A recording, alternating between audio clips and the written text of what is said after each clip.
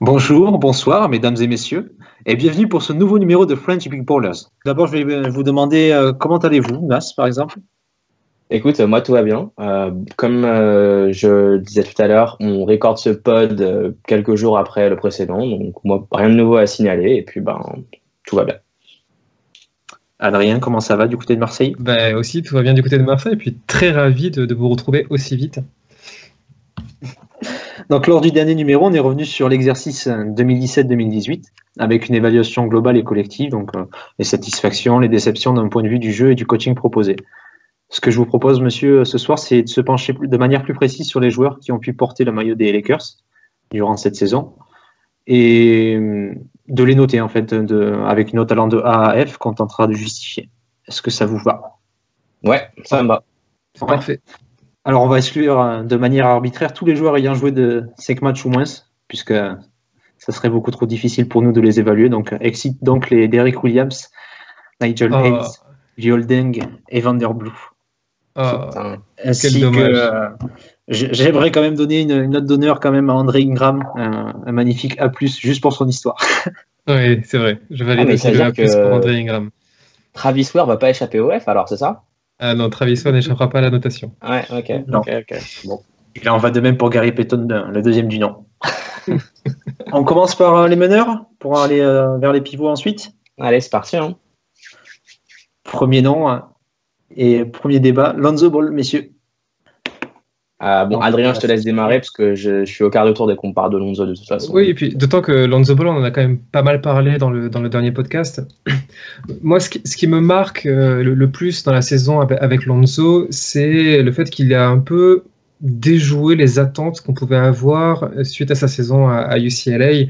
C'est-à-dire qu'on attendait un joueur qui allait avoir une énorme production en attaque, enfin du moins une certaine production en attaque et plutôt en difficulté en défense. Et au final, c'est le contraire que l'on a vu, c'est-à-dire un joueur qui est catastrophique dans tous les secteurs offensifs. Enfin, je mets la passe de côté, hein, la création de côté, mais quand il s'agit de scorer, il n'y a pas vraiment un domaine où il s'est illustré de manière positive. Et par contre, en revanche, en défense, là, c'est la révélation, la grande révélation, puisqu'il est déjà un des meilleurs défenseurs de la ligue et notre meilleur défenseur sur le pick and roll. On en avait parlé hier. Moi, ce que j'avais retenu dans le négatif, c'est que j'attendais pas pour un meneur aussi grand et avec une envergure qui est pas mal non plus. C'est ces problèmes à la finition. Problème à la finition au cercle, il faudra résoudre pour l'année prochaine. Et aussi de son jeu de passe, je pense qu'il va falloir qu'il varie un peu plus sur le pick and roll. J'ai l'impression qu'il a deux combinaisons qu'il affectionne plus que les autres. La première, c'est le pick and pop, quelque chose évidemment qu'il avait pas mal à UCLA, et c'est pour ça que ça avait très bien fonctionné en Summer League avec Kuzma à ses côtés. Ça et la skip pass, c'est-à-dire le fait de renvoyer la balle sur le côté opposé vers un shooter. Mais généralement, le rollman, il a du mal à le trouver. Et c'est peut-être pour ça que dans sa relation avec un Randle, ça pourrait être mieux. Mais voilà ce que je retiens de sa saison, qui est quand même, somme toute, extrêmement intéressante pour un meneur. Et j'aime bien récupérer cette classification d'un ami qu'on a en commun avec Clément, qui est Thomas, un fan des Grizzlies, qui fait la distinction entre les joueurs qui produisent et qui génèrent. Actuellement, Lonzo Ball est un joueur qui génère beaucoup, et moi j'attends qu'il produise un peu plus l'année prochaine. Voilà. Et du coup, tu lui mettrais quoi comme note? Moi je lui mets un joli B+. B+. Ok. Nas, quelque chose à rajouter? Alors, moi, je rejoins Adrien totalement sur le fait qu'il ait un peu déjoué les attentes de tout le monde, surtout sur la défense. Moi, je soulignerais que c'est sûr qu'il génère, oui. Je trouve qu'il produit aussi un petit peu, de toute façon, par son jeu offensif. Il tourne à 7,2 passes décisives de moyenne sur la saison. C'est hyper correct, c'est même plutôt bien. C'est vrai qu'aussi, alors il en a raté quand même pas mal des matchs, il en a raté une trentaine. Du coup, c'est difficile de vraiment dire s'il aurait maintenu un rythme aussi bon, parce qu'au final, 7,2 assists pour uniquement 2,6 ballons perdus par match, c'est un excellent ratio. De toute façon, pour ceux qui ne seraient pas convaincus par rapport à ces chiffres-là, vous pouvez Google n'importe quelle superstar qui a un fort nombre d'assists et comparer son ratio assist-ballon perdu et vous verrez que Lonzo est plutôt bien classé parmi eux. Je pense à Ben Simmons notamment, pour ne citer que lui, qui a un ratio bien plus faible que celui de Lonzo. Maintenant aussi, il produisait pas mal d'interceptions, de 0,8 blocs par match. C'est vrai qu'il a plutôt été productif à ce niveau-là, mais ça, disons que ça va un peu dans son envie qu'il montrait du côté défensif du terrain. Moi, ce que j'aimerais vraiment, c'est qu'il s'améliore, surtout au point de vue du scoring. Maintenant, honnêtement, il a fait une saison entre guillemets médiocre à tous les plans du shoot, quel qu'il soit, que ce soit en field goal à 36%, 30% à 3 points, 45% au lancer, sachant que les 45% au lancer sont vraiment à mettre dans un contexte. Il tire 1,4 lancés par match. Sur la saison, ça en fait pas des masses, ça en fait, j'ai plus le chiffre, oui, ça en fait 71. Sur toute la saison. Il a tiré 71 lancers francs sur toute la saison. Donc c'est vrai qu'il en a mis moins de la moitié. Mais enfin, sur 71, c'est pas le plus gros échantillon représentatif d'un piètre tireur au lancer. Maintenant, ce qui est simple, pour monter sa moyenne au point, déjà la saison prochaine, il va peut-être falloir qu'il attaque plus intelligemment le panier, qu'il devienne plus intelligent, surtout dans la façon de provoquer des fautes. De provoquer son vis-à-vis pour gagner plus de lancers francs, parce que 1,4 lancers francs par match, c'est trop peu. Il pourrait facilement tourner à 4-5 et rien qu'en transformant un petit peu plus, déjà monter sa moyenne de points. Et puis de toute façon, il suffirait qu'il passe à un 35% à 3 points, sachant qu'il en tire beaucoup, pour pareil, faire grimper toutes ses moyennes. Du coup, pour moi, Lonzo, ce qui m'a vraiment plu sur cette saison, en fin de compte, c'est quand même son habilité à produire du jeu, notamment en playmaking.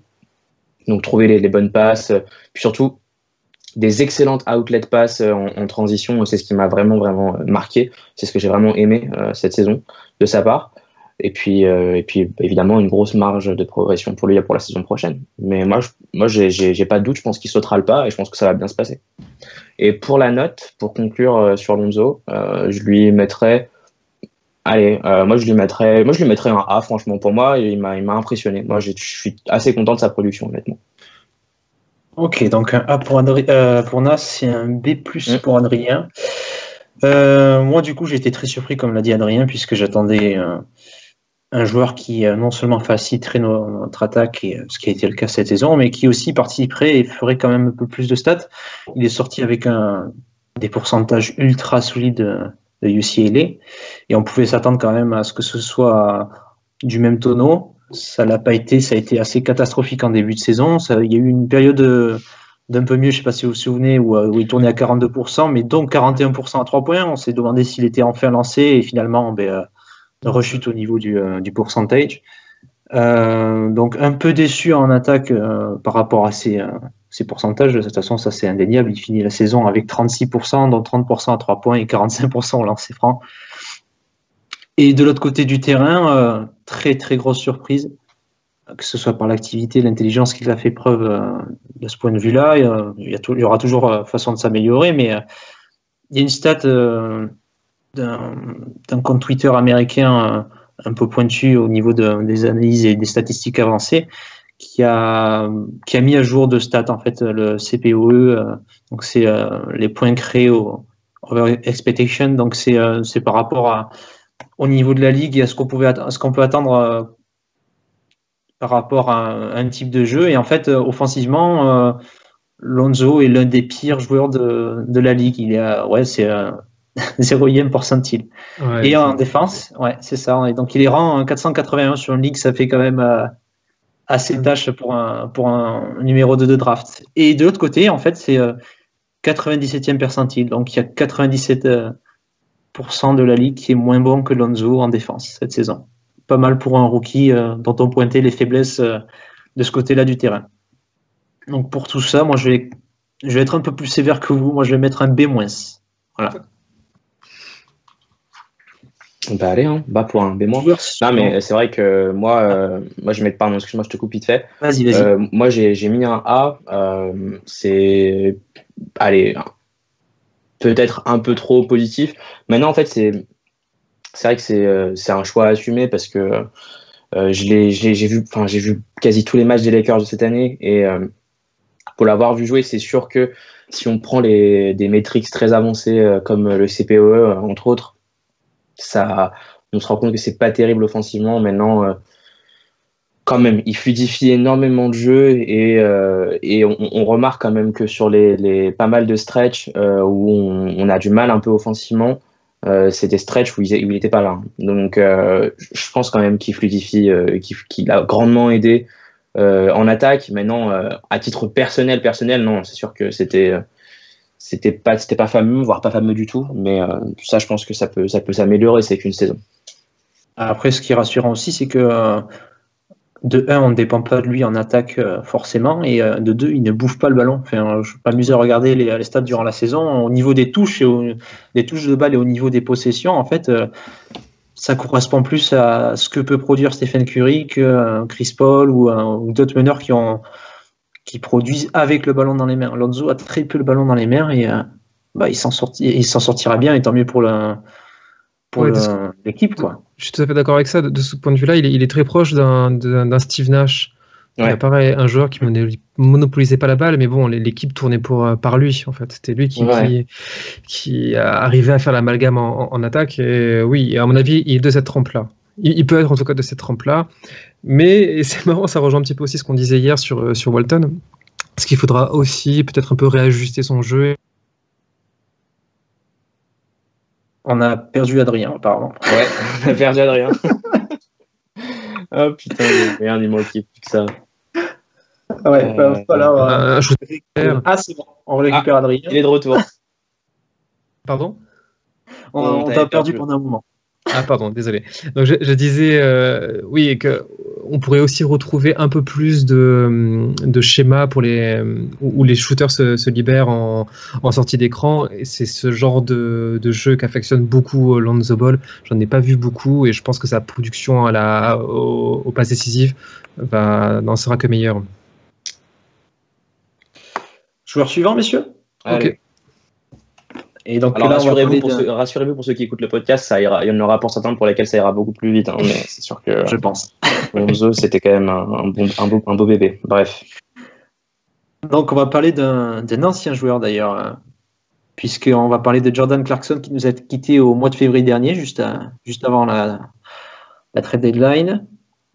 Une note à donner sur sa saison du côté des Lakers avant de filer loin dans l'Ohio, rejoindre le King. Nas. Ouais, alors moi, Jordan Clarkson, une petite note. Pour moi, ce sera un B, ouais, parce que j'ai pas envie de le massacrer parce que c'est un joueur que j'aime bien. C'est vrai qu'au final, ces notes, elles sont finalement quand même un peu subjectives parce que si on aime particulièrement le joueur, moi j'aime beaucoup Jordan Clarkson depuis toutes les saisons qu'il a passées avec nous et il a été là sous Byron Scott, hein. C'est quand même un des vieux de la vieille. Du coup, il a quand même du mérite rien que pour ça. Non, mais à part ça, plus sérieusement, pour sa saison, il a su montrer qu'il a quand même été super propre sur beaucoup de matchs où on s'attendait pas vraiment à autant de productivité de sa part. Très très correct en sortant du banc, des bonnes statistiques, monsieur propre assez souvent.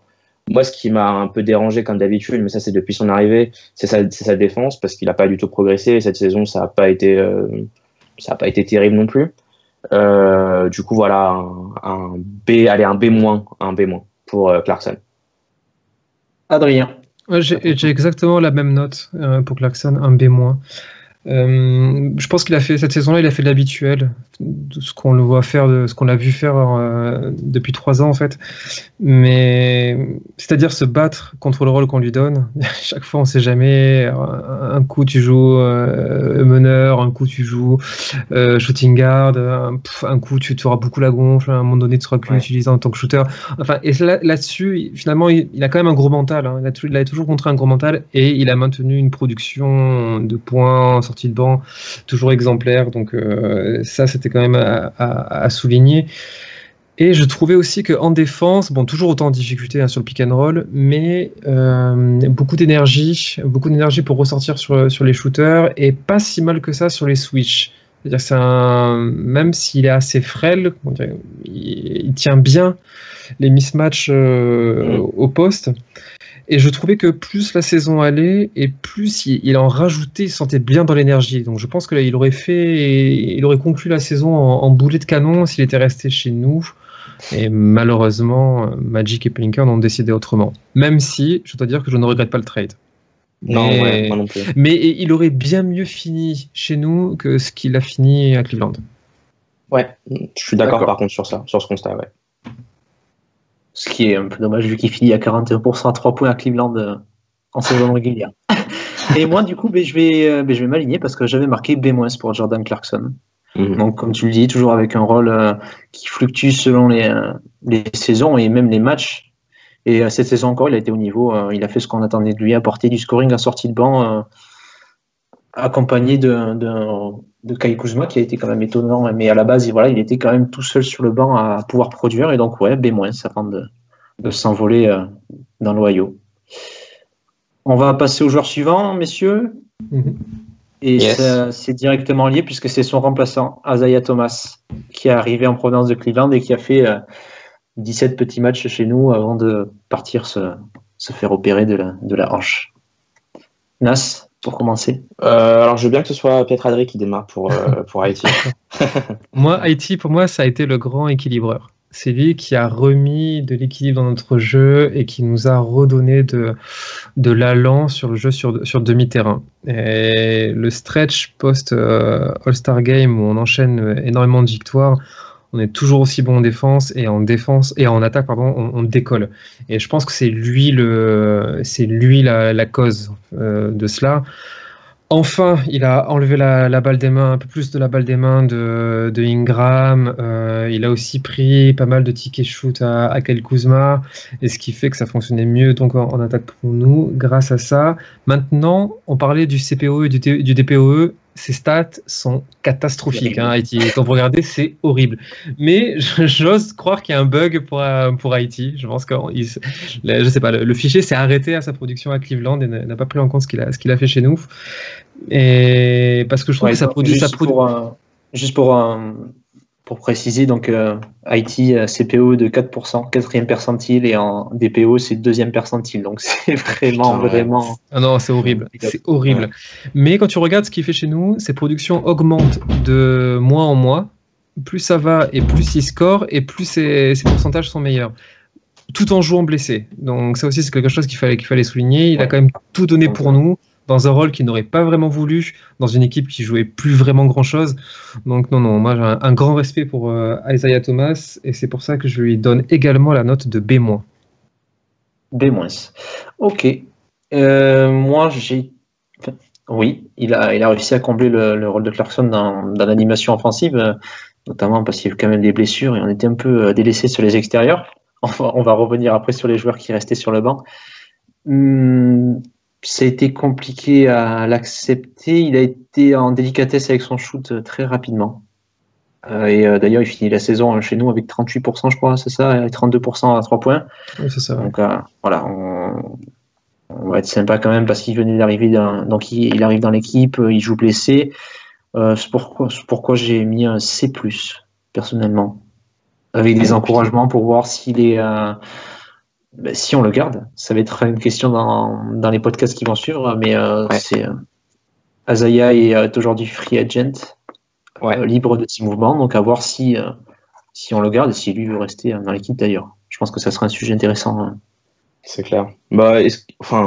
Au vu de ces déclats en fin de saison, moi j'ai plus l'impression qu'il n'a pas envie de rester plutôt que l'inverse, mais à voir dans un futur assez proche finalement. Bon, après, si tu suis ses déclarations, il va partir jouer les franchise players en Chine, mais... Ouais. 4e meneur, messieurs. Tyler Ennis. Le Tyler Ennis. Le fameux. Qui veut commencer? Je vais démarrer. Je vais lui donner... je vais déjà donner ma note. Ce sera un D pour Tyler Ennis. Pas de plus, pas de moins. Un D. Il a... Bon, écoutez, Tyler Ennis, c'est pas Michael Jordan. Voilà, je pense que c'est d'ailleurs le titre qu'on devrait donner à notre podcast. Tyler Ennis n'est pas Michael Jordan. Non, à part ça, j'ai pas aimé voir Tyler Ennis sur le court en fait, tout simplement. J'ai pas aimé le voir. J'ai pas aimé le voir avec la tunique Purple and Gold. C'était souvent une purge, que ce soit offensivement ou défensivement. Alors moi en offense, c'est vrai que ça m'a pas spécialement marqué parce que il a souvent joué des minutes de garbage time. Les quelques fois il a joué des minutes un peu importantes en fin de saison surtout, c'était pas lui qui avait le plus la balle en attaque, c'était plutôt des Kuzma ou des Randall qu'il avait à ce moment-là. Mais en défense, on peut pas compter sur un mec comme Tyler Ennis pour tenir une défense, quoi. Le gars se fait bouffer par absolument n'importe qui dans la ligue. C'est-à-dire qu'il n'y a absolument aucun joueur, même Muggsy Boggs du haut de ses 1m60 aurait graille Tyler Ennis à l'époque. Voilà, du coup, non, moi, Tyler Ennis, voilà, j'ai pas grand-chose d'autre à dire. Mais après, bon, d'un autre côté, c'est difficile d'être hyper méchant avec lui parce que voilà, les attentes n'étaient pas non plus extrêmement folles pour Tyler Ennis. Il est limite l'autre pick en 2014. Hein. Ouais, c'est pas faux. Hein, c'est les Suns qui ont eu le nez creux en le prenant. Oui, non, je rejoins tout à fait ce constat-là. Il a eu ses petits moments à la création sur pick and roll, mais c'était quand même trop sporadique pour qu'on en fasse un backup plausible pour les Lakers dans le futur. Après, quand tu regardes en attaque, il est en difficulté au scoring sur pick and roll, il est en difficulté également en spot-up, et en défense, il prend l'eau sur pick and roll. Donc voilà, pour moi, tout est dit. Non, on n'en a pas besoin, et ça sera un D- pour ma note. Allez. Ça, c'est fait. Et moi, tu viens donc de me piquer mes arguments, notamment sur la défense sur pick and roll, parce que finalement sur spot-up et post-up, il s'en sort bien, sauf que c'est dommage, 35% du temps, il doit défendre sur le porteur de balle et c'est là où il est en difficulté. Et ouais, moi je vais lui mettre un D. Il a été ultra irrégulier, ça s'est un peu amélioré en fin de saison, mais voilà, c'est un joueur ultra irrégulier et ouais, troisième meneur, quoi. Puis ultra limité, je pense qu'il faut le dire, tu vois. Il a un jump shot qui est pas ce qu'il est, et il est absolument nul en pénétration. Donc je veux dire, à partir de ce moment-là, 25% cette saison à 3 points, je crois. Ouais, ça doit être quelque chose, ça doit pas être loin de ça. Ouais. Non, puis même, tu vois, quand tu prends au mois d'avril, où là, il a vraiment des minutes et les tickets shoot, les pourcentages ne décollent pas. Donc, non, mais c'est sûr. C'est pas bon. Et puis il est pas très grand en taille, hein, donc si tu peux pas t'acheter un shoot en faisant la taille que tu fais, en n'étant pas non plus capable de driver, je veux dire, t'as pas vraiment d'utilité dans une équipe de basketball, quoi. Enfin, en tout cas pas en NBA, en Chine potentiellement, mais pas en NBA. On se souviendra qu'il a été pick avant Gary Harris. Joueur suivant. Joueur suivant qu'on aurait pu classer parmi les arrières, ça va être Alex Caruso. Le chauve volant. On est parti. Qui veut commencer pour Alex Caruso? Ouais, si tu veux, je m'y colle. Je veux dire, Alex Caruso a fait partie de cette belle équipe de Summer League. Oui. Donc on était tous contents de le voir signer en two-way contract. Attends, je te coupe 2 secondes. On était tous contents d'abord de le voir, absolument dominer D'Aaron Fox sur la confrontation King Tucker de Summer League. C'est vrai que ça avait commencé là, le calvaire de Fox en NBA. Être fait manger par Caruso, ça partait bien. Et donc c'est vrai que déjà que pour ça c'est un bon point. Je vais relever sa note à la fin finalement. Mais à part ça, bon, il a plus dépanné qu'autre chose cette année. Rappelons qu'un two-way contract, vous ne pouvez jouer que 45 jours en NBA, et donc ça explique pourquoi il a été ballotté entre les Lakers et les South Bay Lakers, l'équipe affiliée en G-League. Quand on regarde un peu les chiffres, on se rend compte que c'est un joueur qui en attaque n'a pas vraiment eu le mojo, hein, pas très efficace dans tous les secteurs, et c'est plutôt en défense donc il s'est illustré, donc pas mal d'envie et d'énergie, et malheureusement limité sur le porteur de balle. Ouais, très limité. Donc qu'est-ce que je peux dire? Oui, c'était un joueur sympathique, fun par moment, notamment ce match contre le comeback contre les Bucks à domicile, où lui et Zubats nous remettent vraiment dedans.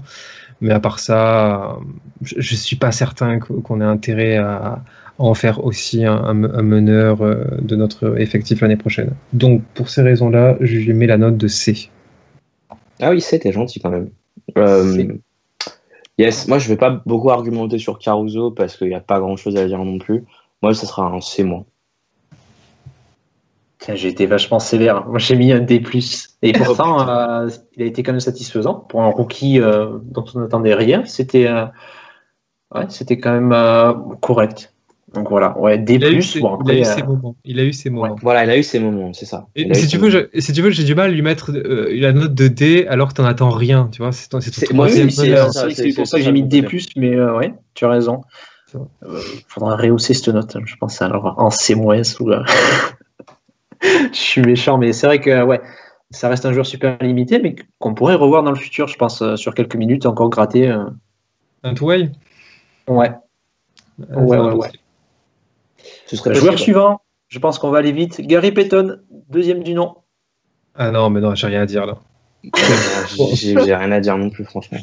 C'est comme quand t'as le joueur de la réserve de l'OM qui est rentré à la 92e et il a fait juste 2 minutes dans la saison. C'est pareil pour moi. Hein, tu vois. Ouais, non, moi j'ai rien à dire. C'est mon Youssef Sarri pour moi. Non, c'est ça. Aucune idée. Je dirais même plus, c'est mon A+S des Lakers. Non, mais Apruzes, c'était sympa comme c'est la belle histoire, c'est André Ingram. Là, non. Oui, c'est vrai. Tu vois, là, tu t'en fous de Gary Payton deuxième. Ouais, non, rien à dire sur Payton, j'ai même pas de note à donner, franchement. On lui met pas de note du coup? Non, note. Faut dire qu'il joue 11 matchs dans la saison, donc ouais, c'est ça. 3 points. Ouais. Bon, compliqué. On passe aux arrières, messieurs. Allez. Kentavious Caldwell Pope. Le Détroit. Yes. Qui veut commencer? Vas-y. Ok, pareil, on a pas mal parlé dans le dernier pod, mais j'ai juste donné 2 chiffres. Donc lui est dans le 71e percentile sur le CPOE et seulement 19e au DPOE. Et là, je pense que vous avez tout de résumé. C'est-à-dire, arrêtez de croire que ce mec-là est un bon défenseur, que ce mec-là fait la différence, que ce mec-là... Non, ça suffit. Il y a 81% de la ligue qui est meilleur que lui en défense. Voilà, c'est ça l'apport en défense de KCP. Par contre, en attaque, il faut avouer qu'il a été plus que correct à partir du moment où il a réglé ses problèmes pénitentiaires. Et où il a pu avoir un peu plus de rythme et il a eu ses très bons moments en attaque, notamment sur spot-up. Il a vraiment pris le rythme et lui et Lonzo, ça fonctionnait bien. Donc oui, en attaque, il a toutes les qualités pour être un arrière moderne en NBA, mais moi, il me reste l'autre côté du terrain et ça me va pas. Donc c'est pour ça que moi, je lui donne la note de C+. C+, ouais. Ça peut paraître sévère, mais il palpe 18 millions. Ah ouais, non, mais il prend beaucoup de fric. Il prend beaucoup de fric. Et puis alors, je vais peut-être pouvoir, ça va me permettre d'embrayer sur le cas KCP. Pour moi, déjà, alors on nous en a fait un monstre défensif. Le mec, tu l'entendais, tu avais l'impression que c'était Scottie Pippen qui arrivait aux Lakers, quoi. J'étais là, bon, ok. Pas terrible en défense, voire même souvent nul, mais on en a un peu parlé dans l'ancien pod, peut-être un peu trop tendance à vouloir couper les lignes de passe et en perdre parfois son vis-à-vis, etc. Moi, par contre, ce que j'aimerais retenir de positif sur son apport aux Lakers pour cette saison, ça aurait été quand même 38% à 3 points. C'est quand même un honorable pourcentage, surtout qu'il en tire 5,6 par match. Donc, en fait, pour tout vous dire, j'étais même très étonné là encore aujourd'hui qu'ils finissent avec un pourcentage aussi haut, parce que pour moi, en tout cas dans les souvenirs que j'en avais de l'époque où il était à Détroit, il était pas bon, voire pas bon du tout à 3 points. Et le fait qu'il puisse un peu se réinventer son tir à 3 points cette saison, on a vu qu'il a eu des matchs où il a souvent pris feu, il en a mis 5, 6, 7, 8, 3 points dans le même match, même 9 il me semble. Donc plutôt vraiment très étonné, très agréablement surpris de sa saison à 3 points. Pour le reste, niveau scoring, etc., il a fait le taf. Moi, je lui reprocherais peut-être de prendre un peu trop de tickets de shoot finalement par rapport à ceux qui méritent vraiment. Mais voilà, du coup, pour conclure sur KCP, ce sera allez, un B-. Ce sera un B- pour KCP. Mais tu sais, sur le ticket shoot, c'est pas la faute de KCP, hein, c'est la faute de Walton. Non, mais bien sûr. Walton qui avait dit, tu vois, expressément en conférence de presse, il a la carte blanche sur les fins de match. À partir de là, tu fais quoi, tu vois non, mais c'est clair. Carte blanche. C'est après quand t'enchaînes les airballs, je sais pas à qui il faut le reprocher. Et du coup, le fait qu'il s'est réinventé, ah oui, c'est un autre point de déception que j'ai par rapport à KCP que j'ai oublié, c'est à la création. Tu vois, j'en attendais peut-être un joueur qui allait peut-être être capable d'un peu plus créer pour les autres, et au final non. Mais peut-être aussi est-ce dû au fait qu'il a dû un peu se réinventer chez nous. Ouais, j'avais l'impression aussi qu'il était meilleur, qu'il était un bien meilleur playmaker à Détroit. Mais ça, je pense que c'est peut-être une question de rôle, à mon avis, qui a dû changer pour lui en arrivant aux Lakers. Voilà, je pense que aussi, à mon avis, Walton a peut-être dû se dire on va faire beaucoup de place pour Lonzo dans la création et peut-être un peu moins insister avec d'autres. Je sais pas. Et pour ma part, KCP, donc 13 points, 5 rebonds, 2 passes, un style et demi en jouant la carotte pendant 48 minutes. Ouais, voilà, c'est ça. Ouais. Alors, du coup, compliqué parce qu'il faut noter par rapport à nos attentes. On a eu 2 visages de KCP, un visage qui s'approchait d'un joueur qui voulait jouer comme Jordan ou comme Kobe. On en avait. C'était compliqué. C'était aussi lié avec ses soucis pénitentiaires. Donc, je vais lui mettre un C+. Soit autant qu'Azaya. Ils sont pas au même niveau, mais au niveau des attentes, etc. On en est là. Ouais. C+. On passe à son remplaçant. Ouais. Donc, 30e pick de draft, deuxième arrière de l'effectif et premier joueur de Fortnite du roster. Josh Hart, messieurs. Et Josh Hart, c'est exactement comme KCP, mais en exacerbé. C'est-à-dire, il est 83e au CP, enfin 83e percentile au CPOE, 10e seulement au DPOE. Et c'est à peu près la même chose que KCP. Et en attaque, comme les chiffres le montrent, c'est meilleur et c'est encore plus adapté à ce qu'on veut faire aux Lakers et ce vers quoi se dirige la NBA.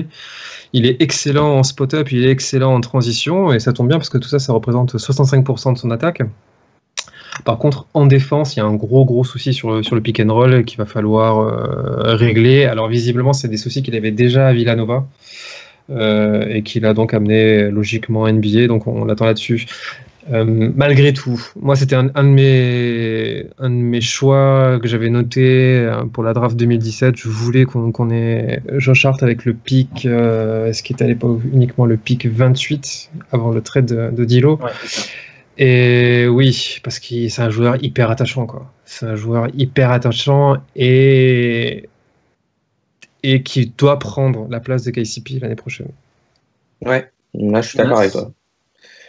Josh Hart, excuse-moi, j'ai pas entendu ta note, Adrien. Du coup, alors vous allez voir, mais du fait qu'il a mis du temps à intégrer réellement le roster et avoir des minutes conséquentes, plus après les blessures, moi je lui donne la même note que KCP, c'est plus.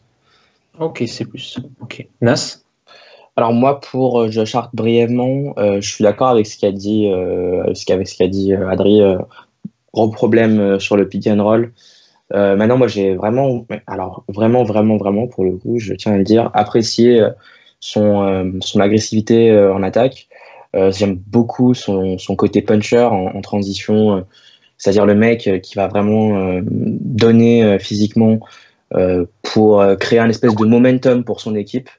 En attaque, et puis des bonnes stats somme toute au shoot. Il finit quand même avec 47% au tir, pas loin de 40% à 3 points, ce qui est quand même hyper honnête. Putain, ouais. 39-6, ouais. 39-6 c'est notre meilleur shooter, quoi. Tu vois, il est à 38, il fait ça en mieux, ouais. Ingram n'est pas loin des 39-6, il est peut-être un peu en dessous. Il est à 39, Ingram. Ouais, 39. Ok, ouais, donc 39-6 à 3 points, c'est quand même assez très honorable. Donc moi, je vais lui mettre un C+, un C+ pour Josh Hart. Personnellement, c'était un coup de cœur. J'aime bien ses arrières un peu free-handy, sachant qu'il faudra qu'il améliore le côté défensif du coup. Parce que là, il est plus que ça se pas dans les stats. parce que je l'ai trouvé quand même, j'ai trouvé quand même des signes encourageants de ce côté-là, mais ouais, ça se retrouve pas dans les différentes stats et au niveau global. Mais du fait qu'on le sélectionne à la 30e place de la dernière draft, que c'est un rookie sur lequel personne ne misait pour avoir un rôle cette saison et que finalement il a réussi à éclore et par rapport à tout ce qu'il nous a apporté en attaque, comme l'a dit Adrien, que ce soit par son shoot ou par sa densité physique qui lui permettait de finir au cercle. J'ai souvenir d'un match face à Houston où il est totalement en feu. Dès qu'il prend un ballon, il rentre dans le type, il réussit à mettre son lay-up. Et ouais, mais pour ça, j'ai été grandement satisfait. Donc j'étais un peu plus sympa que vous. J'ai marqué un B+ pour Josh Hart. Voilà, par rapport aux attentes qu'on pouvait avoir pour lui en début de saison. Joueur suivant, on passe sur les ailes, messieurs. Ok. Allez. Donc, Brandon Ingram, sophomore Brandon Ingram. Qui veut commencer? Je laisse la main. Ah, tu laisses la main? Bon, bah, allez, j'y vais. Brandon Ingram, c'est pas évident de le noter et de parler de sa saison, parce que finalement, on aurait tous, je pense, aimé en voir plus de Brandon Ingram. Je pense que c'est un peu le constat pour tout le monde. Il joue 59 matchs sur les 82. Il en a raté des assez importants, mais bon, malheureusement, c'est comme ça. Non, moi, très très content de la saison de Brandon Ingram, une deuxième saison qui est quand même, on va pas se mentir, bien meilleure que la première. Elle correspond beaucoup plus à l'attente que j'avais de BI, qui était un deuxième pick de draft, si je me souviens bien. On est bien d'accord? Ouais. Du coup, ouais, pour BI, rapidement, 39% à 3 points, 47% au tir. Encore des soucis au lancer, 68%, mais ça s'améliore. On voit que ça s'améliore ce qui est son cours. Moi, ce qui m'a vraiment beaucoup plu, c'est qu'il a pu avoir un peu ce profil, calmez-vous, ce petit profil un peu à la T-Mac. Je m'explique rapidement. À la T-Mac, dans le sens où on a pu le voir vraiment dans tous les aspects du jeu. C'est-à-dire que on l'a vu à la création, dans les matchs, notamment où Lonzo n'était pas là. On l'a vu au tir, donc 39% à 3 points, c'est quand même plutôt correct. Un mid-range qui était bon, qui rentrait quand même assez souvent, même si on l'avait déjà répété dans d'autres podcasts, c'est pas vraiment le shoot qu'on a envie qu'il prenne. Mais on le voit quand même en moyenne à 0,8 interceptions par match et 0,7 blocs par match. Ça veut dire quand même qu'il est hyper actif, sachant qu'il ajoute à ça 4 passes décisives et 5 rebonds, et puis bien sûr 16 points. Du coup, voilà, quand je parle de profil à la T-Mac, c'est-à-dire un joueur vraiment hyper actif, avec beaucoup d'énergie, et qui compte pas en fait, qui compte pas du tout sur les runs, sur tout ce qui vraiment peut créer du momentum pour son équipe. Et puis pour moi, Brandon Ingram, honnêtement, je peux le voir comme un potentiel futur franchise player, parce qu'il a une pente par rapport à la première saison qui est bonne. À voir s'il la maintient pour l'année prochaine. Mais ça serait un joueur qui ne m'étonnerait pas qu'il puisse être MIP l'année prochaine, par exemple. Alors, il aurait pu aussi l'être cette saison s'il avait insisté un peu plus et qu'il avait joué plus de matchs. Il aurait pu être en tout cas pressenti. Maintenant... S'il n'y avait pas Victor Oladipo aussi, du coup. Ouais, s'il n'y avait pas Victor Oladipo, évidemment. Oladipo, c'était chaud. Non, c'est clair. Mais voilà, pour Brandon Ingram, moi honnêtement, moi j'ai mis un B+ à Lonzo et je vais mettre un B+ à BI. Moi, BI, ça a été pour moi le deuxième meilleur joueur globalement dans l'équipe. Adrien, à ton tour. Oui, je suis d'accord avec la progression statistique brute de Brandon Ingram et au fait qu'il a vraiment amélioré certains aspects de son jeu, dans le drive, notamment en ISO, et cette capacité maintenant qu'il a à pouvoir déborder son défenseur, ce qu'il n'arrivait pas à faire l'année dernière, maintenant il fait beaucoup mieux, et ça se ressent donc forcément ça débloque un peu tout le reste de son jeu. Malgré tout, j'ai quand même des gros soucis avec lui en attaque. Et quand tu parles de progression, je pense quand même que là, il va falloir se poser la question de quelle direction on va donner à Brandon Ingram. Il y a un autre outil qui est sympa, qui a été développé par Crunchy, donc qu'on cite, c'est la comparaison des joueurs selon les types d'actions qu'ils prennent. Tu vois, donc de qui tu te rapproches le plus dans la ligue. Et les joueurs qui se rapprochent le plus de Ingram, c'est Butler, Jrue Holiday, Tyreke Evans et Smith Jr. Dennis Smith Jr., donc le meneur de Dallas. Et c'est un souci. On voit bien que ce sont des joueurs qui sont extrêmement dominants balle en main, C'est parce que pour la plupart sont des meneurs et parce que Butler est un monstre en ISO et c'est ça a toujours été son jeu. Et le problème, c'est que donc Brandon Ingram, environ 60% de son jeu se fait sur le ballon, avec balle en main, et ce sont à chaque fois les secteurs où il est le moins efficace. Donc si Ingram doit continuer sa marge de progression, moi il faut qu'on le fasse jouer en sortie d'écran, il faut qu'on l'abreuve en spot-up, il faut qu'il choisisse un peu plus ses moments, quand attaquer le panier ou pas. Voilà, moi c'est ce que j'attends de lui en attaque en tout cas. Point Ingram, c'était cool, mais je pense pas que ça va être non plus la direction dans laquelle il doit aller. Qu'on ait un ailier capable de créer pour les autres, qui soit un autre point de création, ok, mais pas le créateur principal. Moi, ça, j'y crois pas pour lui. Et en défense, je trouve aussi que sa saison est très encourageante. C'était un des plus mauvais l'année dernière dans la ligue. Cette année, il est à la limite, je crois qu'il est dans le 50e percentile. Et c'est un de ceux qui se débrouille le mieux sur le pick and roll chez nous. Donc je me dis que là, encore une fois, selon le programme physique qui va suivre cet été, et visiblement ils vont beaucoup axer la préparation sur les chevilles pour regagner un peu plus en explosivité, alors il y a vraiment des chances pour qu'il continue de s'améliorer de ce côté-là. Et je maintiens aussi, comme je suis d'accord avec toi, Nas, quand tu dis que ça peut devenir le franchise player de notre équipe, mais attention à la direction qu'on lui fait prendre. Donc du coup, pour tout ça, je mets exactement la même note, B+. Très bien, du coup. Moi, je vais partir aussi sur un B+. Très encourageant par rapport à la saison précédente où le mec s'est fait totalement allumer. Donc, par rapport à son niveau, par rapport à ce que c'était quand même un deuxième pick de draft, qui joue à Los Angeles. Et du coup, c'était sympa de voir qu'on a bien fait d'attendre sur lui, d'attendre la deuxième saison. On a vu quelque chose qui ressemblait à ce qu'on peut espérer de Brandon Ingram dans les prochaines années à venir. Il y a quand même des motifs de satisfaction, comme je l'ai dit, mais aussi à travailler par rapport à l'utilisation aussi, notamment.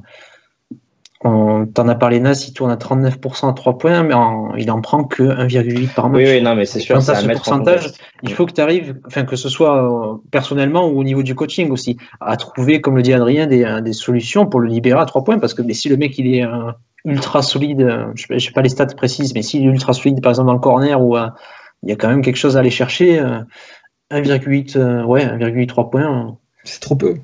Non. À titre de comparaison, Lonzo, malgré sa réussite catastrophique, lui, il en prend 6 par match carrément. Et avec un pourcentage qui était celui qu'il avait à UCLA ou qu'il a pu montrer par moment par saison, ces 6 tirs à 3 points, ils sont totalement justifiés. Ils ne sont pas contre le jeu, c'était pour la plupart libres ou c'est des tirs qu'il avait l'habitude de prendre. Et c'est vers là que doit tendre Brandon Ingram aussi. Il a fait une saison tout en contrôle. Maintenant, à lui de repartir, de faire encore mieux, je pense. Donc B+. On passe à son remplaçant pendant une grosse partie de la saison. Corey Brewer, messieurs. Ah, j'ai oublié. Mon Dieu. J'ai oublié qu'on avait Corey. J'ai oublié qu'on avait Corey Brewer. Mon Dieu, pardon. Nas, du coup, tu veux commencer pendant qu'Adrien essaie de se souvenir des bons moments. C'est parti. Un mot pour Corey Brewer. Non, moi j'ai pas envie qu'on s'attarde, personnellement qu'on s'attarde trop sur son cas, donc ce sera un D- pour Corey Brewer. Vas-y. Ouais, non, je veux dire D aussi. Il y avait rien avec nous et qu'est-ce qu'il a fait? Il shootait toujours pas. Ouais, parfois c'était sympa dans l'énergie. Et une fois il a réussi à étouffer Devin Booker dans sa propre salle. Mais à part ça, oui, non, il n'y a pas grand-chose Non, D. Voilà. Je vais partir sur un D, il nous a bien apporté, surtout quand il est parti à Oklahoma. Suivant. Julius Randle, messieurs. Non. Tu le mets... pardon. Okay. Travis Ward, tu le mets en PF alors. Je l'ai mis en 4. Ok, d'accord, autant pour moi. On est parti, Julius Randle. Yes. Qui veut commencer? Je démarre. Okay. Vas-y. Julius Randle, alors j'ai pas ses stats avancées sous la main là comme ça. Par contre, moi ce que je vais parler peut-être Par où commencer pour Julius Randle? Ouais, si. Déjà, peut-être parler rapidement, entre guillemets, du côté affectif de Julius Randle. Moi, je tire mon chapeau sur la saison qui nous sort après, entre guillemets, toutes les rumeurs qu'il y a eu autour de lui, tous les soucis de banc, pas sur le banc, etc., etc., problème des minutes, etc. C'est un mec qui a fait profil bas quand il a fallu, et c'est un mec sur qui on a pu compter quand on a eu besoin, quand on en a eu besoin. Là, j'ai quelques-unes de ces stats sous les yeux. Il tourne à 8 rebonds de moyenne en 26 minutes. Tout ça en ajoutant quand même 16 points. Moi, j'aurais peut-être un petit reproche à lui faire assez rapide, c'est que je le trouve pas assez présent en défense en ce qui concerne le coupage des lignes de passe, par exemple, sachant qu'en plus, il a une assez grande envergure et il est assez vif. Je pense qu'il pourrait faire beaucoup de dégâts sur cet aspect-là du jeu. Bon, pour les blocs, il bloque pas beaucoup, mais d'un côté, c'est sa taille, à mon avis, qui entrave un peu tout ça. Non, l'envergure aussi. Et l'envergure aussi. Ouais. Elle est pas énorme. Okay. Non, sans avoir une envergure de T-Rex, comme c'était un peu dit lors de sa draft, ça reste assez limité. Je crois que le joueur qui s'en rapprochait plus, c'était Blake Griffin, je crois, et c'est pas ouf niveau envergure. Non, c'est 2m13 en envergure, et puis même après sur le standing reach, c'est vraiment pas élevé. Je crois que c'est 8-9 en standing reach, et c'est pas beaucoup pour un poste 4. Ouais, c'est pas beaucoup, mais en même temps, c'est parce que c'est aussi un peu un poste 4 entre guillemets moderne dans la taille. C'est hyper pratique quand on veut jouer petit, voire très petit, mais aussi plutôt bon avec la paire Brook Lopez en fin de compte. Du coup, non, pour Julius Randle, moi je vais lui mettre une bonne note, je vais lui mettre un B, parce que j'aimerais le revoir la saison prochaine. Voilà, je le dis. Et puis voilà pour moi. Moi, je suis un peu plus gentil que Nas. Je pense que c'est même notre meilleur joueur de la saison. Par contre, je regardais en défense ses chiffres, et effectivement, son DPOE s'est effondré sur la fin de saison. Je ne comprends pas pourquoi. Il est, je crois, dans le 30e percentile maintenant, alors qu'il il était pas mal dans les 70 tout au long de la saison. Alors, je ne sais pas si c'est le fait d'avoir été ramené au poste 4 qui là et donc un poste 4 avec un rôle effectivement de défenseur de défense off-ball, donc de défense collective, et là où il est un peu moins à l'aise, qu'il a fait plomber, ou alors peut-être une fin de saison dilettante, on j'ai plus rien, puis il fallait pas forcément se défoncer pour se blesser, donc perdre éventuellement un contrat à l'intersaison. Je ne sais pas, mais en tout cas je pense quand même que ce qu'on avait vu en début de saison, quand il sortait du banc et quand il rentrait surtout en poste 5, qu'il est de loin notre intérieur qui est peut-être même notre joueur tout court qui a la meilleure défense sur l'homme. Lui, il peut défendre un 5 facile. Et quand il est concerné, c'est rare que ça passe. Et tu as souvent des top joueurs qui se sont mangés le mur Randle en défense. C'est assez impressionnant. Harden l'année dernière, cette année il y a au moins John Wall et d'autres joueurs de ce calibre-là qui ont dégusté. Et rien que pour ça, c'est un joueur que non seulement je garderai, mais que je continuerai, si possible, d'utiliser au poste 5. Je regardais un peu aussi donc ses stats en attaque. Je trouve qu'il y a beaucoup de post-up encore. C'est 20% de son attaque, c'est du post-up où il est efficace, mais pas trop. Pas plus que ça. Et par contre, là où il est très efficace, c'est en tant que rollman. Et ça ne représente que 10% de son attaque. Donc je pense que si on le décalait un peu plus sur le poste 5, et s'il jouait avec un meneur qui est capable de le trouver quand il se rue vers le cercle, comme ce qui arrivait très bien à faire avec Haïti par exemple, son efficacité offensive peut encore plus éclater, et ça résoudrait en même temps ces petites lacunes défensives qu'il peut avoir encore. Mais à part ça, c'est notre plus grosse progression de l'effectif. Ça devait être un des pires joueurs au niveau d'efficacité l'année dernière. Aujourd'hui, il est largement dans le premier tiers de la ligue. Donc un grand bravo à lui. Un grand bravo d'avoir résisté à la gestion bizarre de Luke Walton en début d'année, à la pression de Los Angeles. Et donc pour ça, je lui donne la note de A-. Je vais pas réinventer les arguments. Du coup, ça va être les mêmes que vous. Il a démarré la saison... dans le 5 rapidement en poste 4, et puis finalement il a été déplacé sur le banc, très peu de temps de jeu. Du coup, c'était suffisant pour ça et les saisons précédentes, c'était suffisant pour dire que Julius Randle ne serait plus un Lakers arrivé février 2018 parce que Kyle Kuzma était meilleur en attaque, parce que Larry Nance défendait mieux le pick and roll selon certains. Et finalement, le mec a fermé sa bouche, il a bossé comme il l'a fait pendant l'été où il avait perdu énormément de poids et de graisse. Il a bossé dans son coin et comme à sa image par rapport qui est quand même assez en contraste avec le côté Los Angeles et bling bling que pouvait avoir Clarkson, Nick Young quand il était là, D'Angelo Russell. Ça a toujours été un mec qui a bossé dans son coin, un peu posé, et finalement ça a payé. Il démonte son adversaire à chaque fois physiquement. Défensivement, il a été présent, notamment quand il était poste 5, comme tu l'as dit Adrien, quand il était backup de Brook Lopez.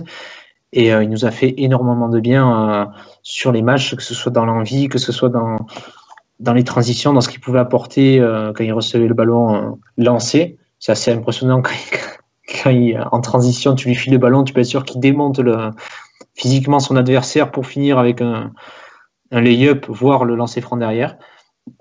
Aujourd'hui, il finit 16 points, 8 rebonds en 26 minutes. Sur la fin de saison, quand il est passé titulaire et où son temps de jeu a augmenté, grosso modo, c'est 20 points, 10 rebonds quasiment à chaque match.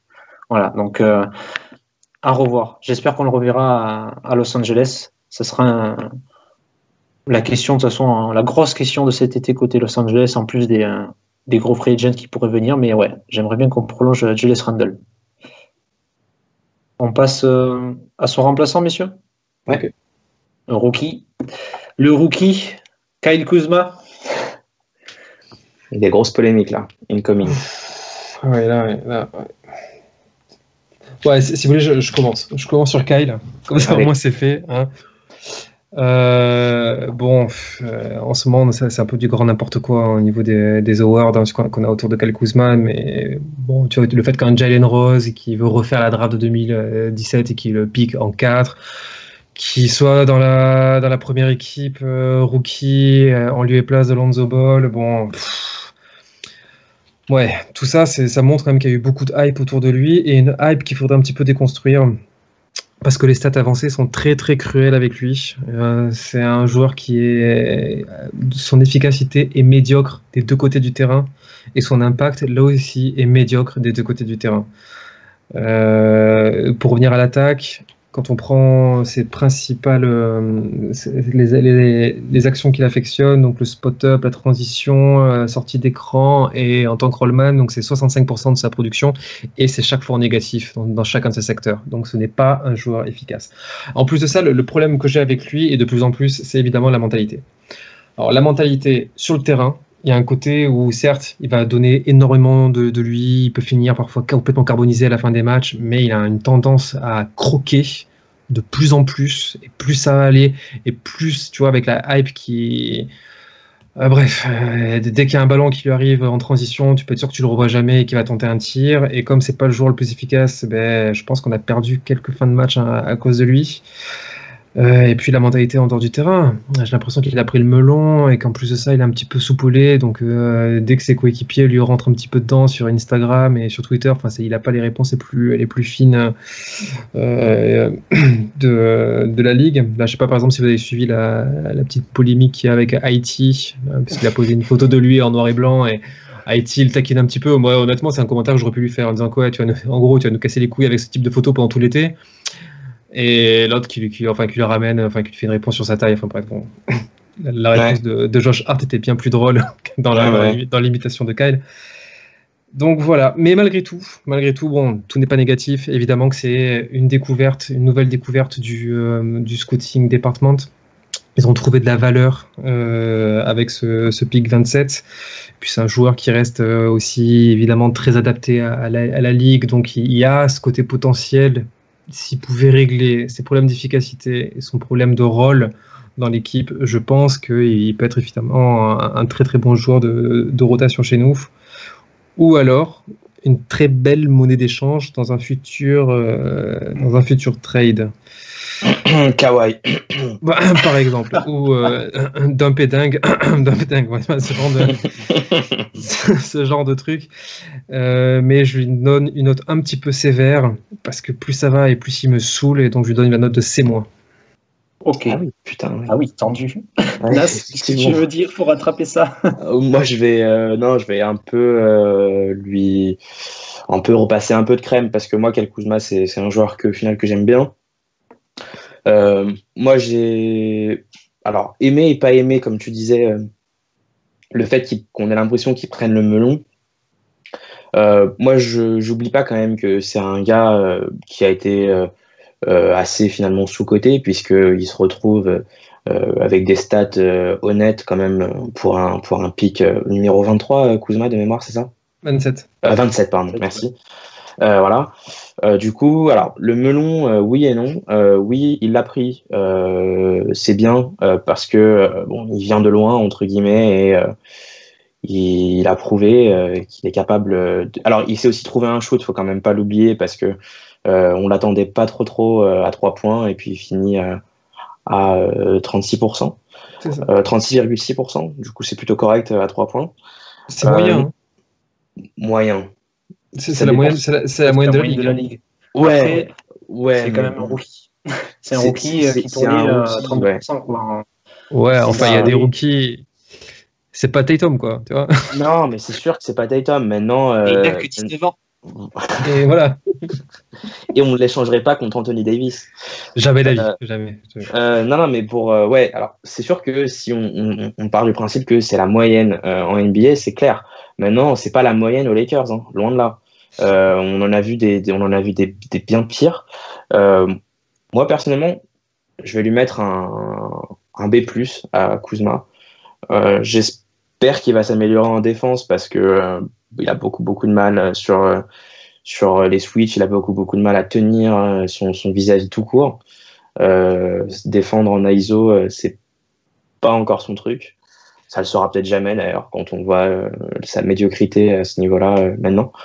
Maintenant, je perds pas espoir, on peut voir de l'amélioration. Non, mais moi, ce qui me plaît chez Kuzma, c'est son habilité à scorer au final, parce que il a quand même un panel de moves assez intéressant, notamment tout ce qui est spin move, hook, même un peu post-fade. Là, on voit qu'il travaille un peu sur ça en ce moment depuis la fin de la saison. C'est le genre de mec qui est capable de mettre des shoots, entre guillemets, qui pourrait potentiellement être le genre de mec qui serait en mesure de rentrer un shoot, peu importe la position dans laquelle il le prend. Là, c'est pas le cas, mais il pourrait potentiellement l'être, à mon sens. Du coup, voilà. Du coup, ce sera un peu pour nuancer les propos d'Adri sur Kuzma. Du coup, ouais, un B+.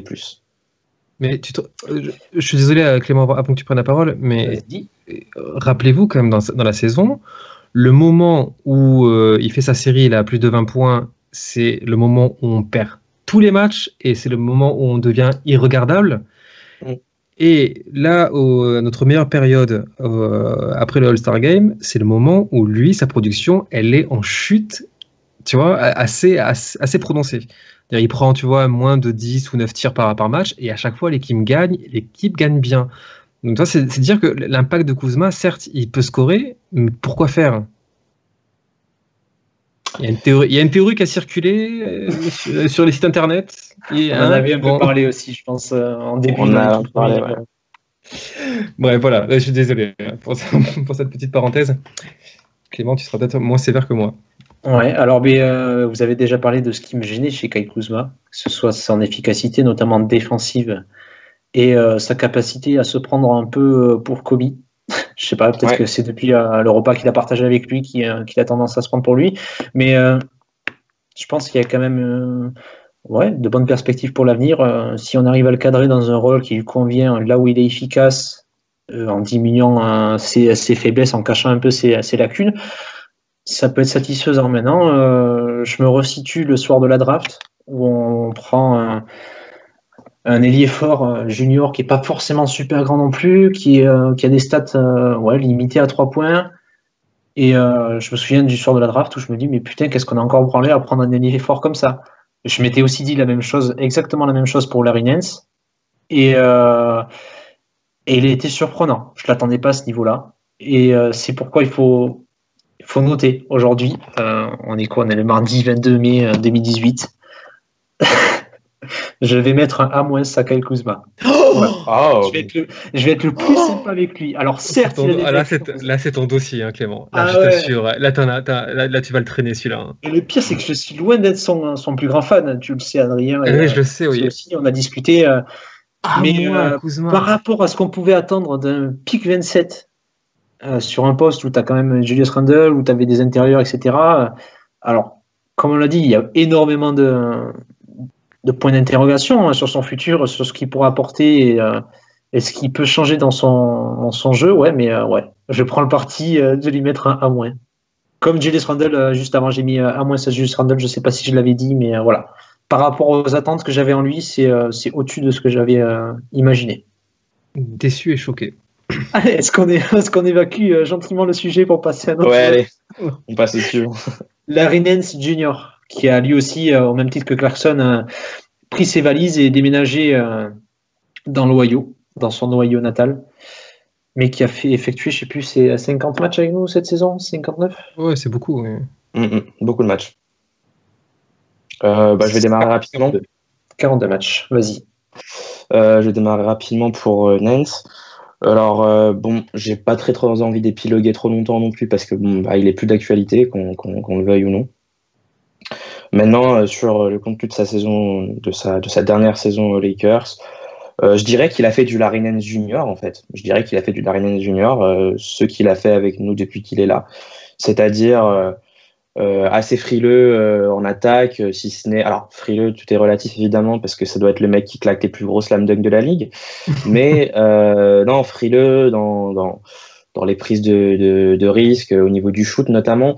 Maintenant, il n'est pas connu et reconnu pour ça non plus. Du coup, j'ai décidé de pas trop lui en tenir rigueur. En défense, il a fait ce qu'il savait faire. Moi, j'étais plutôt satisfait de sa production défensive. Il a été assez clean, somme toute en attaque, d'une manière générale sur les shoots. Il finit à 60% de field goal quand même, ce qui est plutôt pas mal. Du coup, voilà. Pour Nance, j'ai pas grand-chose d'autre à dire. Et si ce n'est que pour préciser comme pour Clarkson, je suis plutôt assez content du trade final. Je le regrette pas. Du coup, voilà. Moi, j'ai à peu près le même sentiment que Nas. J'avais dit la même chose. Il a fait du Larry Nance en Voilà, début de saison.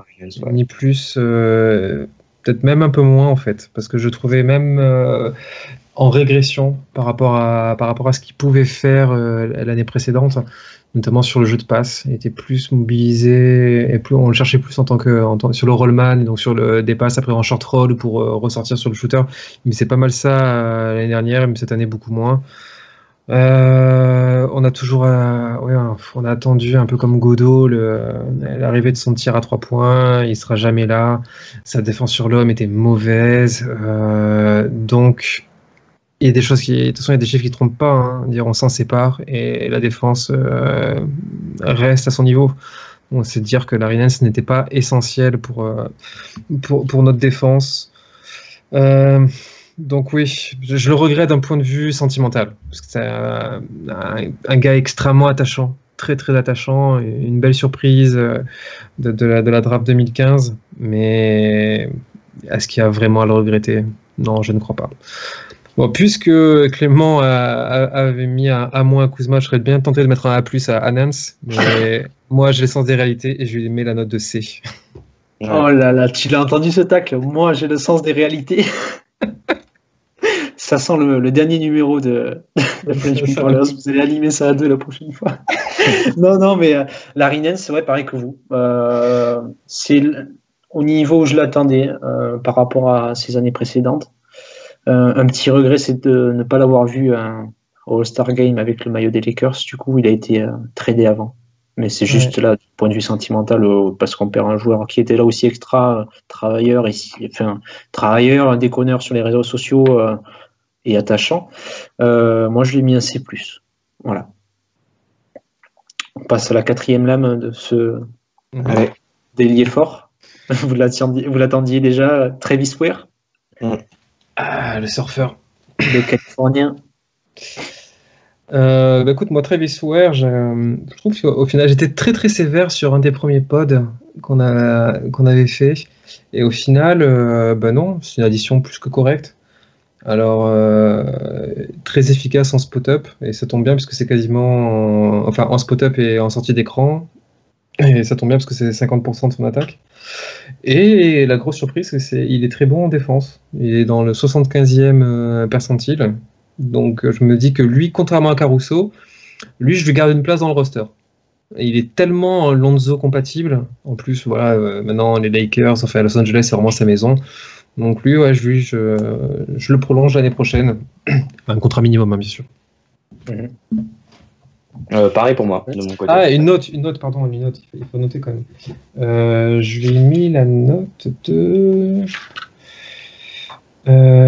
C+. Moi, pas grand chose d'autre à rajouter. Non, moi, c'est plus. C'est pas un joueur que j'ai spécialement scruté. Du coup, ouais, je suis totalement d'accord avec Adrien et je me fie un peu à ses dires sur ce coup. Je vais partir aussi sur un C+. Donc, très peu de temps chez nous. Il a joué 17 matchs. Donc, 13 minutes à chaque fois. Il a profité un peu du trou qui s'est créé dans les rotations avec le départ de Nance, avec les blessures, etc. Et il en a bien profité. Donc, il y a quand même un lien affectif qui le lie à Los Angeles. Et ouais, c'est une petite belle histoire. Ouais. Donc, à prolonger, j'espère, comme le dit Adrien, dans un rôle de 14e ou 15e homme, c'est toujours bon à prendre. On va passer au pivot. Brook Lopez, messieurs. Ah, Brook. Celui qui est censé défendre n'importe comment, qui est pas bon, qui fait que 13 points, 4 points. Il sert à rien, il sert à rien ce Brook Lopez. Voilà. Il faut prendre un pivot athlétique qui vient mettre des contres. Et il est tellement mauvais ce Brook Lopez que statistiquement c'est le meilleur joueur de l'année. Hein. Quand tu regardes les stats avancées, on parlait on a parlé beaucoup du CPO et des POE et c'est lui qui a quasiment les meilleures marques. Enfin, en moyenne, c'est lui qui a les meilleures marques. Il est efficace en attaque, il est efficace partout, post-up, spot-up, en rollman. Donc bon, qu'est-ce que tu veux dire? On a mis longtemps à le trouver. Ouais, pendant tout, c'est compliqué. Ouais, au début, pendant la première partie de saison, ça a été un peu, tu vas faire que du shoot, et après, on s'est rendu compte.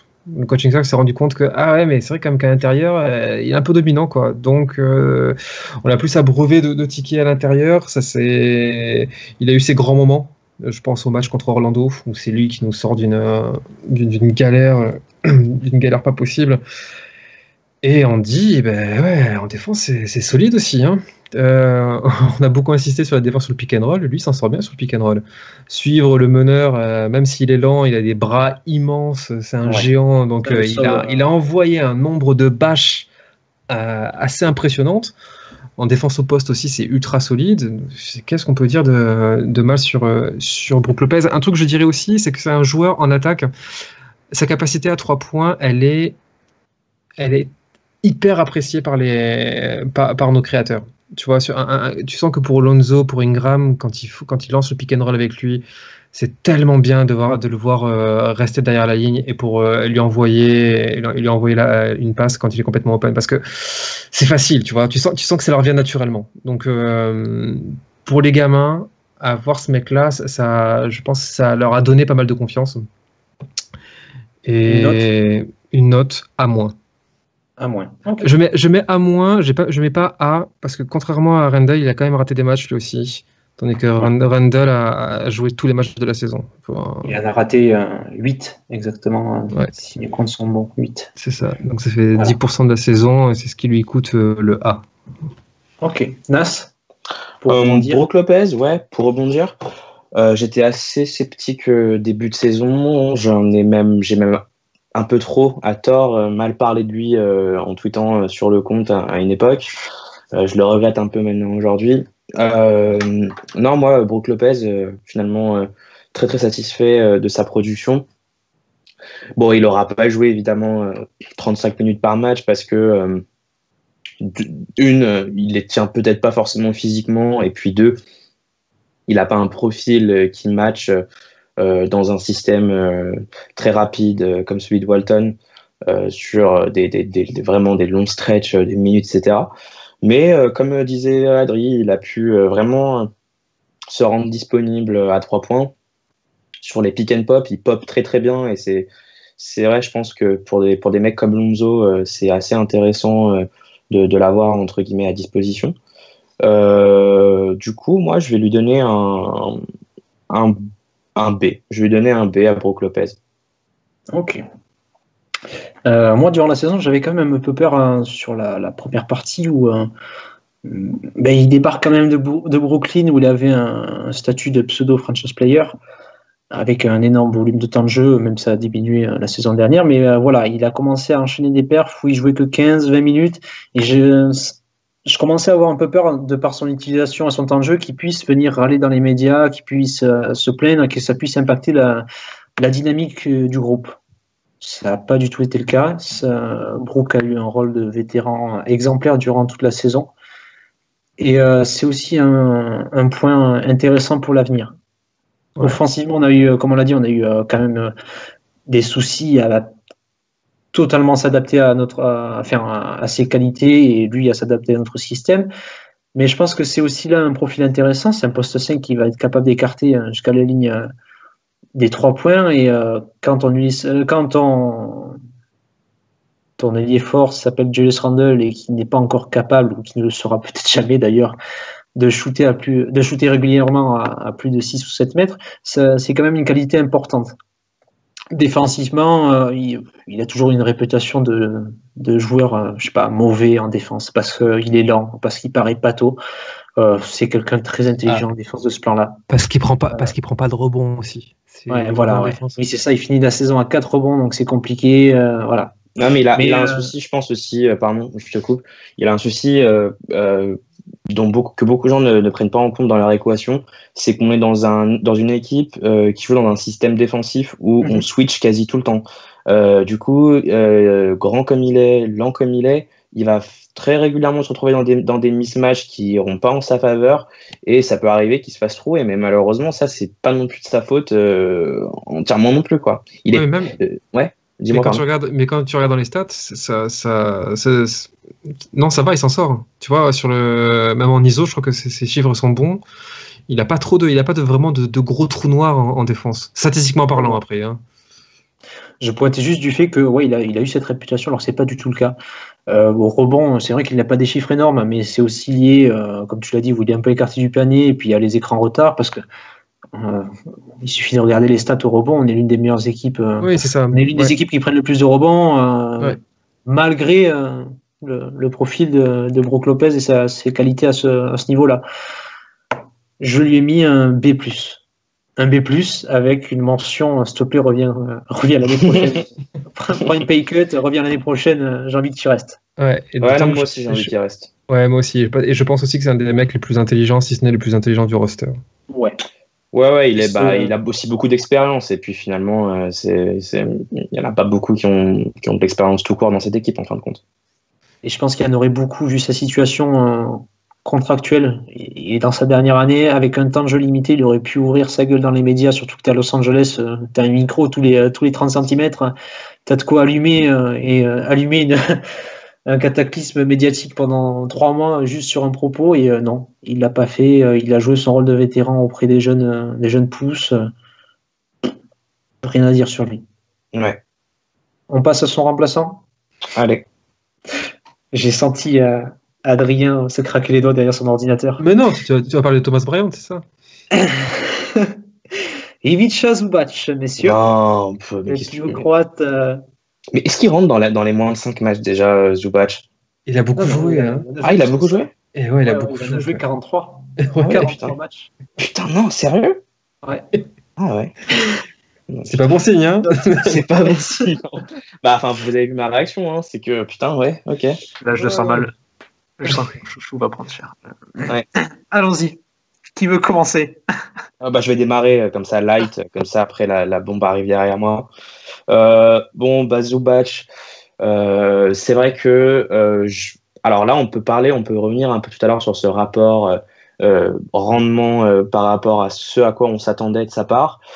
Moi, je pensais, après sa première saison qui était pas fabuleuse, mais qui était de bon augure, de très bon augure même, je pensais qu'il allait vraiment passer un cap cette saison et nous montrer de belles choses.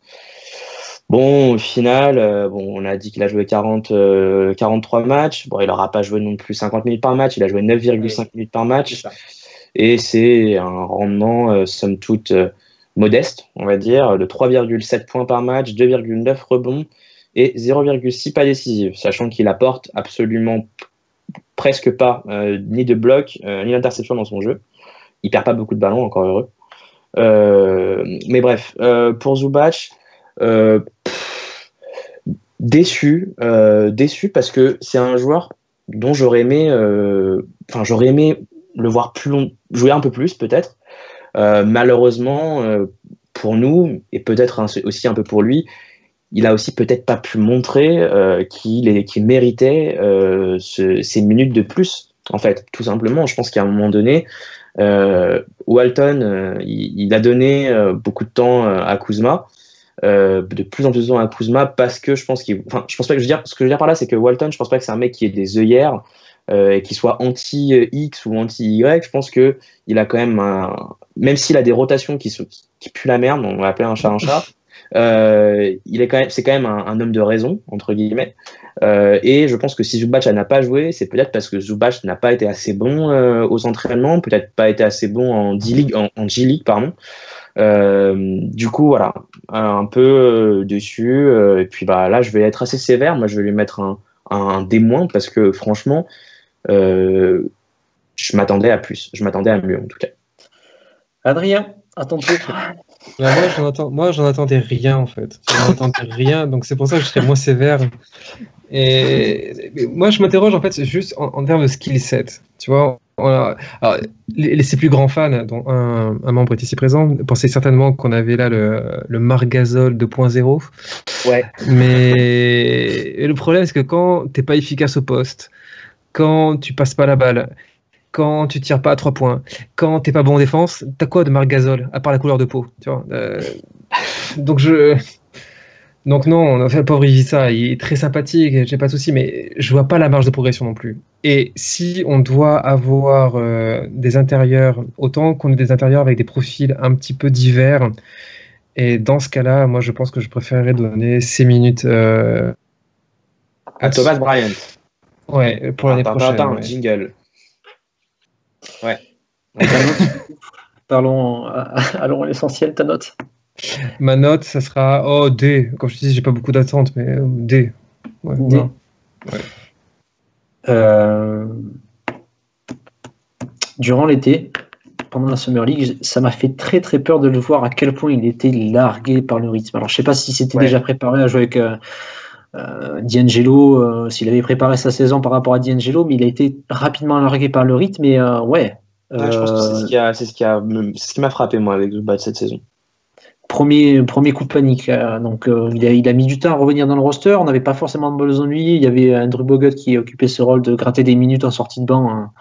Enfin, voilà, 9 minutes par match à gratter. C'était pour le vétéran australien. Ouais, puis t'avais Nance aussi devant. Ouais, c'est ça. On avait trois ailiers forts qu'on devait faire tourner. Il y avait Julius qui jouait en poste 5. Et voilà, c'est celui qui ramassait les miettes. C'était Andrew Bogut derrière. Que dire ? Que, comme tu l'as dit, c'est un joueur que j'apprécie bien. Je réfute l'idée que ce soit un nouveau Marc Gasol. Je vais plutôt parler d'un Karim Abdul-Jabbar blanc. Et j'ai été très déçu. Il aura juste la taille. Voilà. Peut-être les lunettes, ça peut être une idée pour le futur de sa carrière. Très déçu. Défensivement, ça a été limite. Il n'est pas... Enfin, comme on l'a dit pour Brook, il est pâteau, il est très très naïf, mais il se démerde par rapport à sa longueur et il arrive quand même à faire acte de présence de temps à autre. Offensivement, c'est impressionnant. Je sais pas, faudrait qu'il mette des mitaines. Des mitaines pour choper ce ballon, parce que le nombre de ballons qu'il a lâché sous le panier après un driving kick de son meneur ou un drive dish pardon de son meneur ou sur des rebonds offensifs, c'est assez impressionnant. Et à ce niveau-là, quand tu es un jeune pivot qui a 9 minutes par match, si les 3 ballons que tu touches, tu en lâches 2 par terre et tu rates le 3e, c'est compliqué pour toi. Et surtout, Clément, que c'était supposé être son point fort. Tu vois, quand on l'avait vu dans la première Summer League, tu vois, il était vraiment, pour le coup, il attrapait tout, il avait un toucher énorme et il a perdu ça cette année. Donc il reste quoi de sauver de son jeu? Alors je sais pas je sais pas ce qui a influé sur ça. Est-ce que c'est parce qu'il a manqué de temps de jeu? Est-ce qu'il a parce qu'il a manqué de conditions physiques? Est-ce que je sais pas, est-ce qu'il est devenu vegan, ce qui pourrait expliquer son niveau catastrophique? Non, je vais lui mettre un D. Un D parce qu'il m'a déçu et j'ai un peu peur pour lui à l'avenir parce qu'il va arriver en fin de contrat bientôt. Déjà cet été, il y a une team option, donc il pourrait très bien partir cet été et ce serait pas forcément illogique.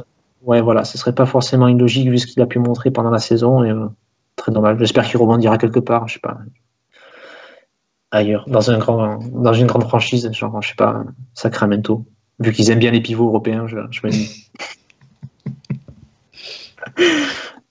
Troisième nom sur la liste des pivots qui ont joué plus de 15 matchs, Thomas Bryant, messieurs. Qui a été drafté au second tour de la dernière draft, donc ça va être très compliqué parce que du coup il a joué 15 matchs. Voilà. Ouais, et puis c'est des minutes, c'est du garbage time à chaque fois. Ouais. Il a joué l'essentiel de sa saison en G-League où il a fait une bonne saison en G-League. Et le pire c'est que son garbage, il le joue en poste 4, même pas en poste 5, parce qu'il le mettait avec Zubac justement. Ouais. Donc ce qu'il a fait aux Lakers, ouais, faut pas trop le juger. Non, c'est plutôt sa saison. Perso, je lui sais parce qu'il a, au niveau des attentes, voilà, j'attendais rien de lui cette année. Je savais très bien que tu as 4 rookies, celui qui est drafté au second tour, tu peux pas l'insérer, surtout quand tu avais un nombre d'intérieurs assez conséquent. J'ai mis C à revoir par rapport à sa capacité notamment de shoot et à son profil. Ouais, moi, je vais pas le noter parce que pour moi, c'est comme si on l'avait pas vu, tu vois, cette année. On l'a juste vu en G-League où il s'est amélioré quand même. Hein. Il s'est amélioré, puis il a fait partie des meilleurs. Je crois qu'il est nommé dans la première équipe de G-League, s'il n'est pas un MVP ou un truc comme ça. Donc, il a survolé, il a survolé la G-League. Donc, et avec un profil qui est intéressant, tu vois, Energizer, mais Energizer très fort en transition. Capable de tirer à 3 points, pas mauvais sur les lectures de passes aussi. Ça se tente en backup l'année prochaine. Backup, on retiendra ce terme backup, attention. Nas, est-ce que tu voudrais donner une note ou on passe au suivant? Non, on passe au suivant, non, c'est tout bon pour moi. Ouais. Le suivant, c'est Channing Frye qui a joué 9 matchs avec nous, puisque quand il est arrivé en provenance de Cleveland, il s'est fait opérer d'une appendicite et il a mis du temps à revenir. Donc, ouais, il a joué 9 matchs, 15 minutes par match. Est-ce que vous voulez commenter? Non, moi, pareil, je note pas parce que c'est trop peu. Il y a ce match-là où il rentre tout ce qu'il veut, mais. Ouais, pareil. Non, il a pas trop. C'est trop anecdotique. C'est trop anecdotique en fait. C'est ça. Je pense qu'on reparlera plus précisément de lui, notamment quand on évoquera quel joueur on va pouvoir prolonger chez les Lakers ou quel joueur on va laisser. Ouais. Bon, mais finalement, messieurs, ce podcast aurait été plus long que prévu. On est à environ 1h30 du coup. Donc, Donc, on a fait le bilan individuel des joueurs. Il y a quand même un certain nombre de joueurs qui sont libres cet été, soit agents libres restreints, soit libres de tout contrat qui pourrait s'envoler vers d'autres franchises. Je pense qu'on pourra revenir lors d'un prochain podcast sur les joueurs que, comme je le disais juste avant, qu'on va pouvoir garder. Quel poste il va falloir améliorer et quelle cible on pourra viser par rapport à cette free agency qui se prépare. Ouais. Georges. Est-ce que vous voulez dire un mot de la fin, Nas? Alors moi ce sera un mot de la fin. Ouais. Écoutez, what a time to be alive. Mr. Fox a encore été snobé lâchement par l'organisme de la NBA. C'est l'heure vraiment d'appeler le CRIF, de leur demander leur avis. Il faut vraiment secouer cette putain de terre et réhabiliter D'Aaron Fox, bordel de merde. Non, à part ça, merci à tous ceux qui nous ont écoutés jusqu'au bout, parce que je pense que ça a été un peu lent par moment, mais intéressant et constructif. Et du coup, je vous dis au prochain podcast. Adrien. Ouais, non, pas grand-chose à rajouter, sinon à très prochainement, j'espère qu'on pourra faire ce petit podcast sur la draft. Vivement la fin juin. Et moi, comme mot de la fin, un peu perdu. Je pense que je vais parler de Gary Harris, par hasard. Voilà. Gary Harris qui pourra compter de nouveaux compères dans la ligue, puisque Miles Bridges et Jaren Jackson Jr. vont pouvoir tout casser l'année prochaine en NBA. Non, mais tu sais que pour moi, tu peux parler de Gary Harris, mais pour moi, mettre à moins à Kuzma, c'est un adultère. C'est un acte d'adultère. Ouais, c'était...